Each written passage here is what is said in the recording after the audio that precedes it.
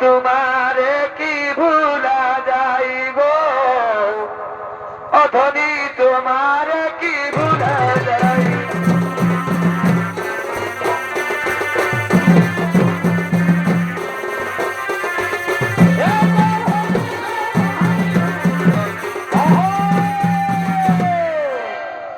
এই হলো সে হিরণ্যকশিপু। তিনি চলেছে যে ব্রহ্মদেবের তপস্যা করার জন্য। তাই সেই হিরণ্যকশিপুর ভূমিকা নিত্যবেলি করে যাচ্ছেন অর্থাৎ স্বর্গীয় সূর্যকান্ত চৈতের বড় নাতি বিশ্বনাথ সোহে।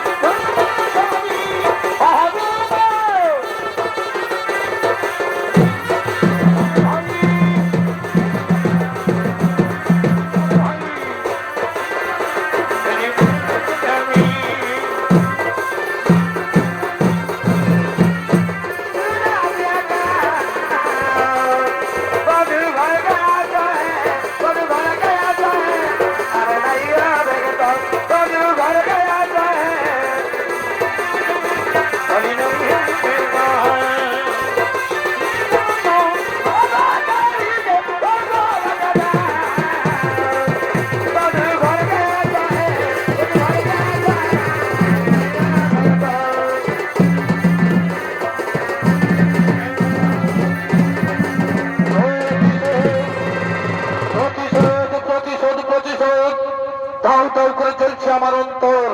বিনা অপরাধে ভাতা হিরণ্যকে করে নিধন, এই হত্যাকাণ্ডের জন্য দেবতাদের উপর আমাদের নিতে হবে চরম প্রতিশোধ। কিন্তু না, তার আগে সৃষ্টিকর্তা ব্রহ্মদেবকে তো বলছে সন্তুষ্ট করে অমরত্ব বর লাভ করি, তারপরে ইন্দ্রলোক থেকে শুরু করে ওই কুটি তারপরে রাখিব আমার দখলে। তাই সেই ব্রহ্মদেব করে তোমার যত হলে ও ব্রহ্মদেবায় নমো নমঃ, ও ব্রহ্মদেবায় নমো নমঃ, ও ব্রহ্মদেবায় নমো নমঃ। বলো বৎস হিরণ্যকশিপু, তুমি চোখ খুলে দেখো, তবে সন্নিধানে উপস্থিত আমি। বলো বৎস, কি মনোবাসনা তোমার? আমার প্রণাম গ্রহণ করুন, আমার প্রণাম গ্রহণ করুন ব্রহ্মদেব। আমার ডাকে যদি সারা হয়ে প্রসন্ন, তবে আমায় অমরত্ব বর প্রদান করুন, আমায় অমরত্ব বর প্রদান করুন। আমি কি রূপে তোমায় অমরত্ব বর করবে প্রদান? আমি তো নিজেই অমর নয়, আমার একদিনে হইবে মরণ, তবে সময়ের ব্যবধানে। চারি যুগ হয় আমার একদিন, আর ৩৬৫ দিন হয় ১ বছর। তাই রূপে শতবর্ষ আমার পরমায়ু, আর তাই অমরত্ব বর ছাড়া যা চাইবে আমি তোমায় করিব প্রদান। তাহলে শোনো হে মোরাল বাহন, এই বর প্রদান করুন আমায়, যে তোমার সৃষ্টির কোন প্রাণীর হাতে না হয় মরণ। আরো বলি শোনো, দিবা এবং রাত্রিকালে, আর গৃহ মধ্য বাইরে এবং আকাশে ভূতলে, এবং কোন অস্ত্র শস্ত্র যেন আমার না হয় মরণ। তথাস্তু বৎস, ভক্তের অধীনই আমি তোমার আশা করিলাম পূরণ। তথাস্তু তথাস্তু তথাস্তু।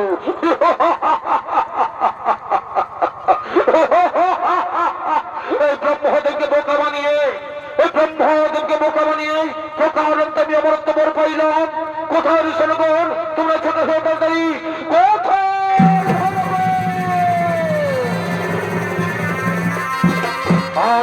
মহারাজ শোনুন ঋষণগণ, এই ব্রহ্মা নিকট আমি প্রকারান্ত পেয়েছি অমরত্ব বর। দেবতা গণের আমাদের করিতে না পারে প্রয়োজন প্ররাজ, তাই ভাতৃ হত্যা, তাই ভাতৃ হত্যা নারায়ণের বল কোন দামে করিতে হবে কমন। চলো আর বিলম্ব নাই প্রয়োজন, তবে সেই বল কোন দামে করবো আক্রমণ।